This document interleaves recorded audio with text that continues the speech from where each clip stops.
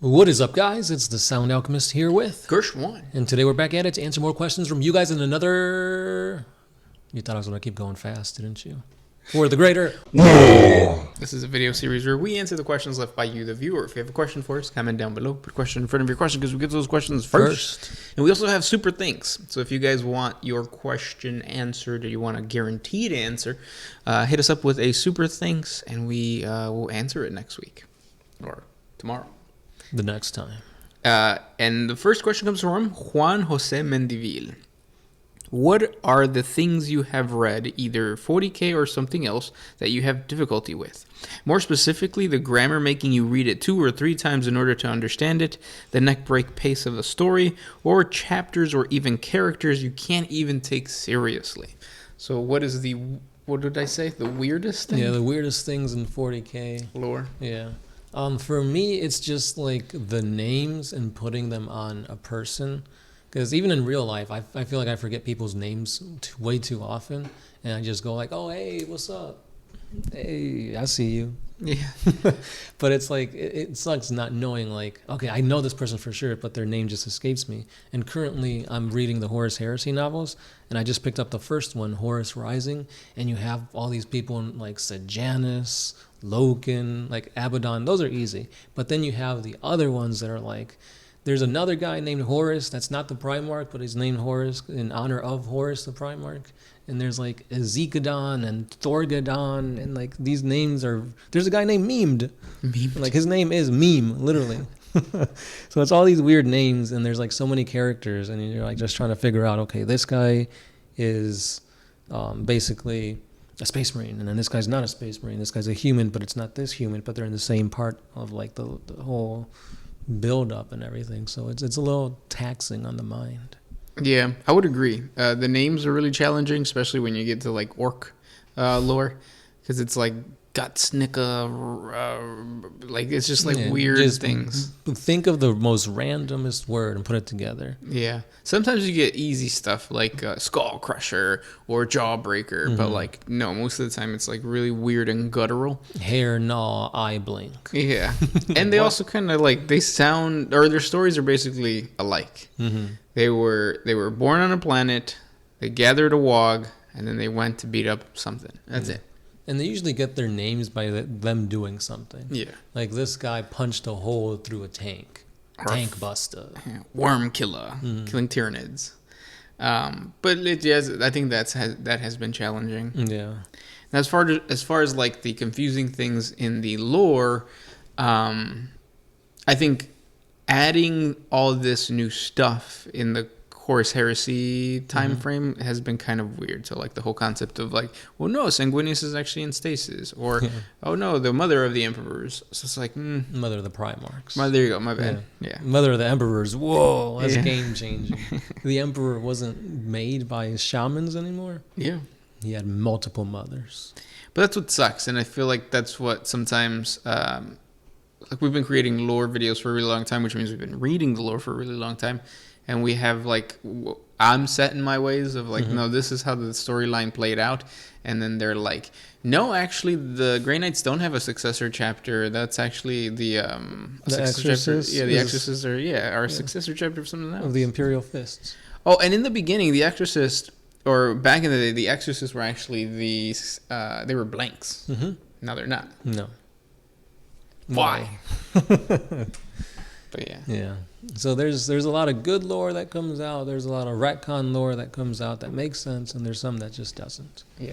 But I mean, when you're a company as big as GW and you have as many writers, as many like hands in the cookie jar, like you're bound to have some stuff that people don't agree with and stuff that people do. Right. Yeah. So you just got to work around it. Good question though. Next one comes from Cold Fist.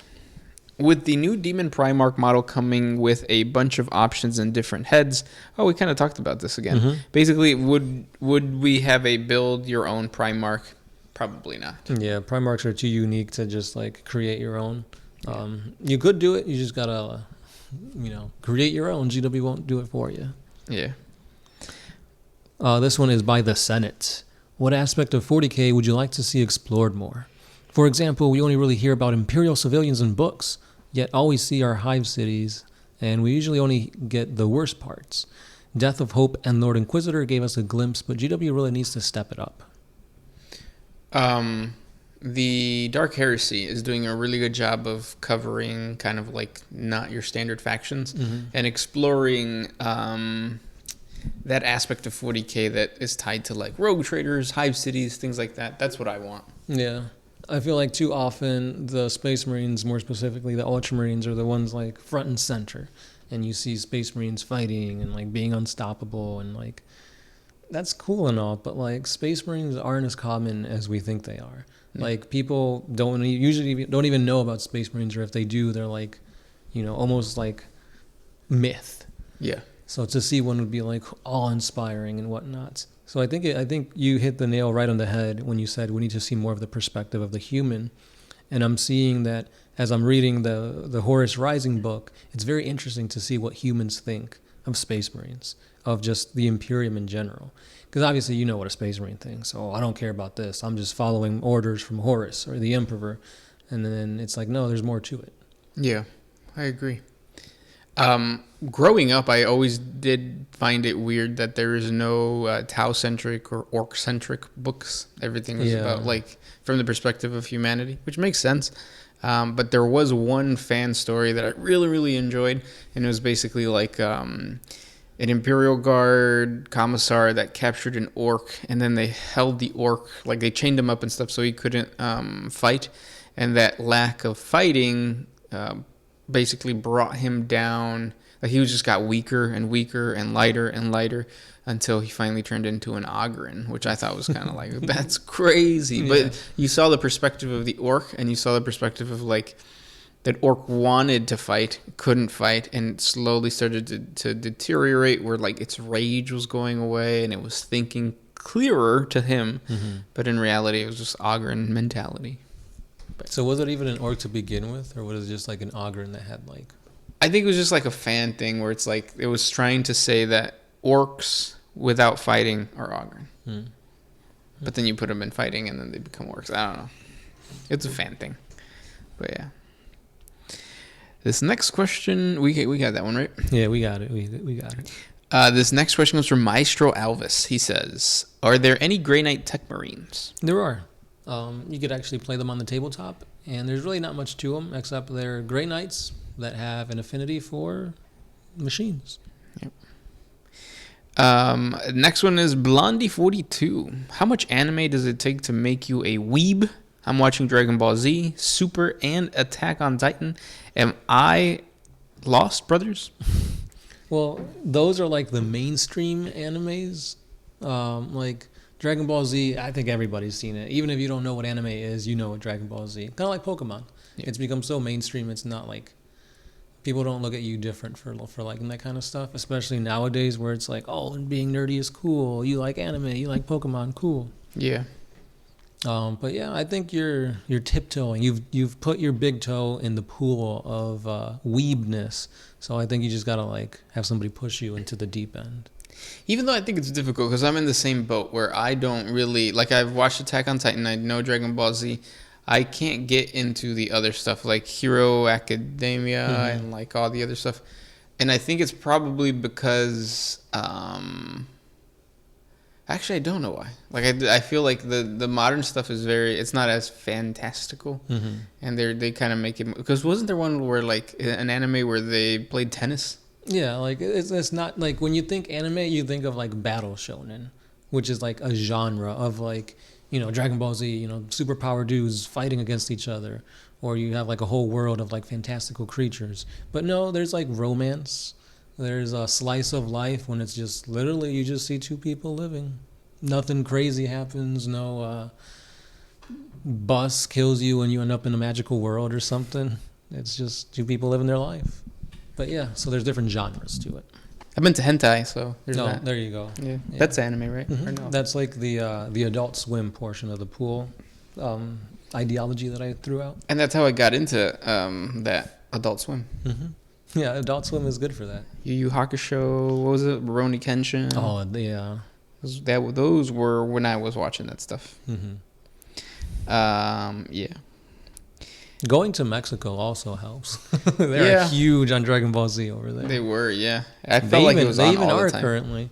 Yeah. Like I remember like a few years back when Dragon Ball Super was playing, like they legit like rented out like stadiums and they were like watching it like if it was like a boxing match. Yeah, it was worth it because we went to go watch the movie. Remember the Broly movie? Yeah, that was pretty trippy to like watch anime on the big screen.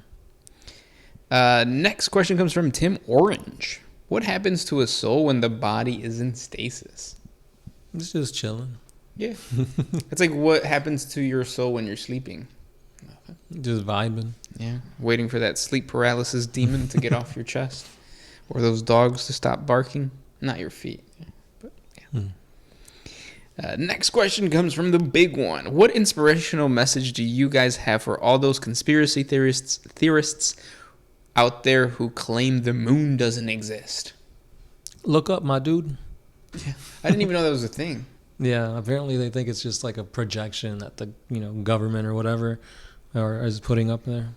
I remember like the first time that I saw the moon in the daytime, that was trippy. That felt like what? Like that's not normal. Yeah, the moon only comes out at night.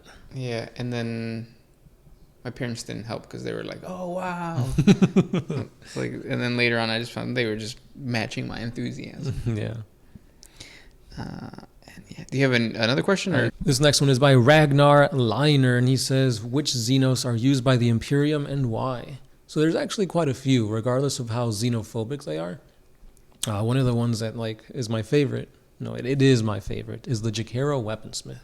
It was my favorite, but then I watched that TikTok of that orangutan almost breaking that kid's leg. Did you see it? No. He jumped into the enclosure. Kind of, yeah, but there's still a cage in front of it, and he was messing with it, and the orangutan just grabbed his leg, brought him in. Like, seriously, could have just, snapped his leg, and I feel like a Jakero would do that. I mean, honestly, yeah. That's exactly their mindset, because they do what they want when they want. So, usually Jakero are super smart, super technological. They can build anything and everything, but they do it at their whim. Yeah. So there could literally be a time bomb in front of your face. The whole world could fall into a black hole, and the Jakero has the power to stop it if he wants. If he wants. Yeah, and that's the thing. Usually you see them with rogue traders, but that's because the rogue trader has become friends with it or something. But even then, has the patience for him. Yeah, because they could give you a ring that can literally be the Green Lantern ring. Yep. Or a little tiny gun that can shoot a not las gun? Cannon. Las cannon, that's the one. Yeah. So it's just crazy what these, orangutan looking Xenos can do.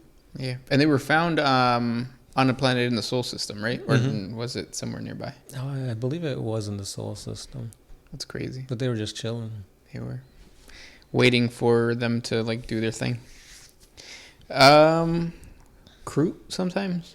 Mercenaries, even orcs are used as mercenaries. If you're talking about the Imperium in terms of Space Marines, you've got Necron Space Marines. If you've watched the video, we are doing a What If series, and we talked about, or you talked about what if Necron Space Marines, and in the video you mentioned about how the Death Watch use Necron weaponry. Yeah, Fenrisian wolves, they're considered aliens. The salamanders from Salamanders. Yes. So yeah, there's a lot of cavalry things. Yeah, once you get into the nitty gritty, there's a ton of Xenos in the Imperium, but at the same time, it's once you get into Xenos that actually have an empire or some type of galactic civilization, yeah, chances are the Imperium would be no, yeah, follow us. Or not even. They don't even say follow us or die. It's just die. Exterminatus, yeah. And those were the questions for today. Thank you guys so much for sending those questions to us. Again, if we didn't get to your question, ask again or send us a super thanks. The super thanks is a guaranteed answer. That's right. This has been the Sound Alchemist. Gershwan. And we are out.